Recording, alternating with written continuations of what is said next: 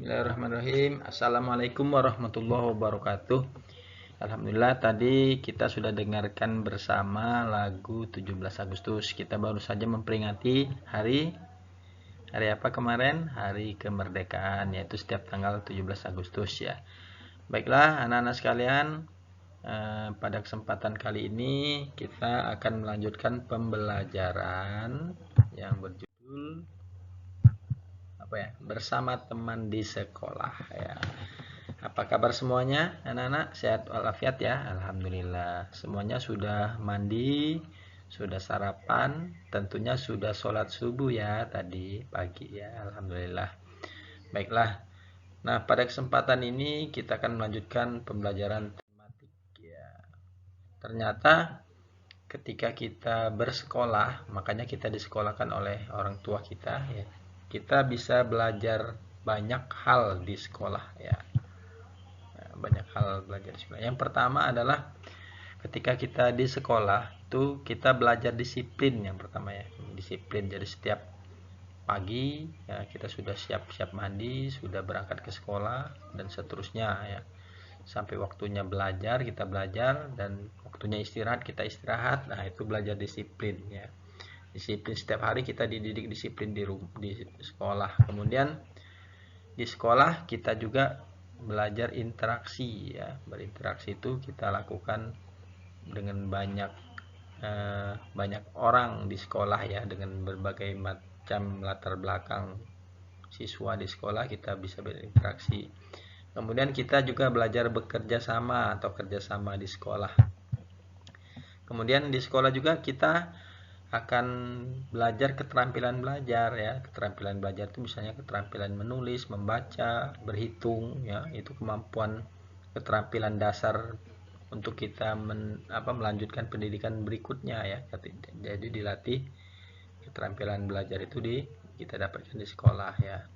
Kemudian kita akan mendapatkan keterampilan hidup ya. Keterampilan hidup itu banyak hal, ilmu-ilmu pengetahuan yang diajarkan di sekolah itu untuk kita menghadapi kehidupan kita nanti ya. Itu kita bisa kita dapatkan di sekolah. Nah, kemudian kita belajar juga sikap dan sifat mulia ya. Jadi di sekolah juga dilatih ya sifat-sifat mulia, sikap-sikap mulia ya. Nah, apa sikap-sikap mulia itu yang dilatih ya, yang kita bisa dapatkan dengan kita berinteraksi di sekolah, yaitu ramah ya. Jadi kita di sekolah itu dibiasakan ramah terhadap siapa saja ya, terhadap teman, terhadap guru, terhadap orang tua. Nah, jadi kalau di sekolah marah-marah, wah itu nanti bisa nggak punya teman. Jadi sikap mulia ramah itu dilatih di sekolah. Kemudian tertib ya, segala sesuatu harus tertib kita lakukan. Belajarnya tertib, berolahraganya tertib ya, barisnya tertib. Itu dilatih sikap-sikap mulia ini ya, ramah, tertib, kemudian patuh ya. Jadi kita di sekolah dilatih untuk patuh, dilatih untuk memiliki sifat mulia yaitu patuh pada guru, kepada guru kelas, kepada guru-guru yang lain ya, kepada kepala sekolah dan lain sebagainya. Kita dilatih untuk patuh ya. Kemudian diajarkan juga patuh terhadap orang tua di sekolah ya. Kemudian sikap sabar. Jadi di sekolah itu kita diajarkan sikap sabar ya. Jadi harus sabar. Sabar, orang menuntut ilmu itu harus sabar. Dengan sikap sabarlah kita bisa mendapatkan ilmu yang banyak ya, yang bermanfaat. Kemudian kita juga akan dilatih sikap berani ya. Jadi berani untuk tampil, berani berbicara, berani berkumpul, berani berpendapat. Itu dilatih di sekolah ya. Berani untuk bertanding misalnya, itu sikap-sikap berani yang ditanamkan kita dapatkan di sekolah ya.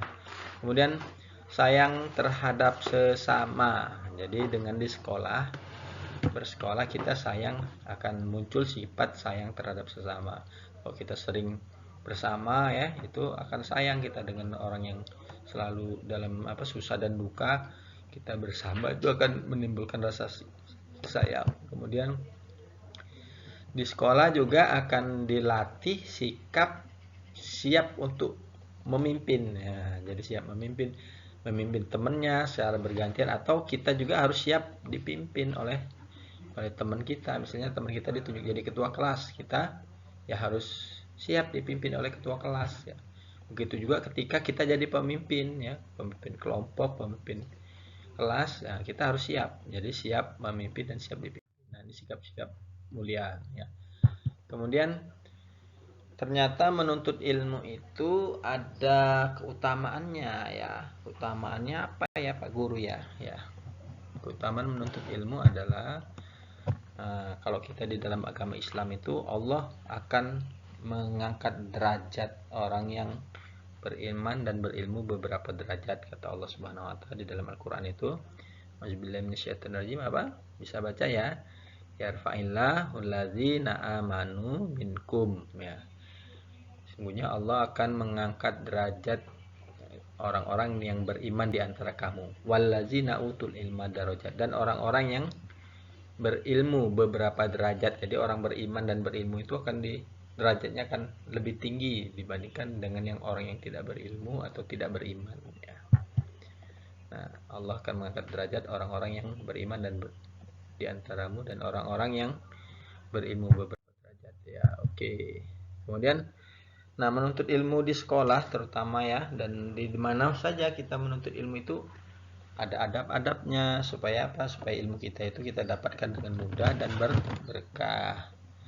Yang pertama adalah menuntut ilmu itu harus ikhlas karena Allah ya. Kalau untuk Allah, insya Allah kita akan bernilai ibadah. Jadi apa yang kita korbankan untuk Allah, karena Allah itu akan dinilai, dapat pahala ya. Dan nanti di akhirat kita akan menikmati pahala kita itu karena kita ikhlas melakukan sesuatu karena Allah. Kemudian adab yang kedua yang harus dimiliki adalah yang kedua memuliakan guru. Jadi guru itu adalah orang yang orang yang akan mengajak kita, menuntun kita untuk mendapatkan ilmu, menjadi orang yang berilmu, menjadi orang yang punya akhlak mulia ya. Jadi guru juga harus dimuliakan. Kalau kita tidak memuliakan guru, waduh, berarti kita tidak punya akhlak mulia ya. Jadi pertama memuliakan guru supaya gurunya senang hati untuk mengajarkan ilmunya ya, sehingga kita akan mendapatkan berkah dari ilmu. Kemudian yang ketiga, adab yang ketiga adalah menyayangi teman. Jadi teman-teman kita itu semuanya tujuannya untuk menuntut ilmu di sekolah ya. Jadi kita harus menyayangi teman ya. Oke, selanjutnya ada syaratnya ini menuntut ilmu itu supaya kita mendapatkan ilmu ya. Tadi adabnya ikhlas ya, kemudian memuliakan guru dan menyayangi teman. Nah, syaratnya apa ya supaya kita dapat ilmu? Disiplin ya. Yang pertama harus disiplin ya, disiplin waktunya. Kalau waktu masuk jam 7 ya, jam 7 kita harus sebelum jam 7 sudah siap-siap ya, sudah mandi, sudah berpakaian rapi ya. Sudah, kemudian sebelum jam 7 misalnya masuk jam 7, sebelum jam 7 kita sudah siap di sekolah ya, sudah hadir di sekolah, sudah berangkat ya. Kemudian bersungguh-sungguh ya, segala sesuatu itu harus bersungguh-sungguh ya. Ibarat air ya, air itu kalau terus menetes ke sebuah tempat, meskipun tempat itu keras, batu misalnya, tapi kalau sungguh-sungguh air itu lama-lama batu itu akan berlubang ya. Ini harus dengan sungguh-sungguh. Belajar ilmu gitu juga harus sungguh-sungguh ya, sampai kita dapat ilmu itu ya, sekali, 2 kali, belajar 3 kali sampai kita mahir ya mempelajari ilmu itu. Kemudian memperhatikan terhadap apa yang disampaikan atau dijelaskan oleh guru. Nah, harus diperhatikan gurunya. Kalau nggak memperhatikan guru, perintah guru tidak diperhatikan, pembicaraan guru tidak didengar, ya kita susah untuk mendapatkan ilmu ya. Kemudian sigap terhadap tugas. Nah, setiap tugas siap, sigap itu bersegera ya setiap ada tugas itu. Jangan nanti tahunya sudah habis tahun, sudah mau ujian, tugas-tugasnya nggak dikerjain, akhirnya tugasnya numpuk. Jadi harus sigap terhadap tugas yang diberikan, karena tugas itu untuk membantu kita supaya kita mudah dalam mencapai atau mendapatkan ilmu-ilmu yang bermanfaat ya. Kemudian harus sabar ya, sabar itu bagian dari kesungguhan ya, sabar meskipun susah ya, harus setiap hari dilakukan, itu harus bersabar ya. Orang yang bersabar itu akan membuahkan hasil yang manis ya. Kemudian di sekolah itu beragam suku, kemudian berbagai macam latar belakang keluarga, karakter, kemudian kesukaannya beda-beda ya, sifatnya berbeda-beda antara satu siswa dengan yang lainnya. Kemudian ekonominya berbeda, ada yang sudah mapan ekonominya, ada yang biasa-biasa saja, ada yang kurang mampu ya. Nah, ini harus kita pahami ya, saling memahami dan memaklumi. Kemudian berlapang dada. Nah, mungkin ada sifat-sifat teman kita atau perlakuan teman kita yang kurang serak di kita ya, kita harus berlapang dada ya.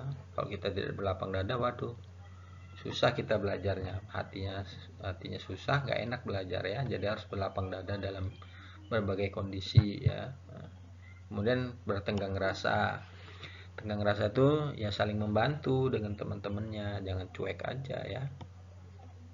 Harus saling bantu, lihat temennya kesusahan belajar, dibantu ya, atau sama-sama belajar.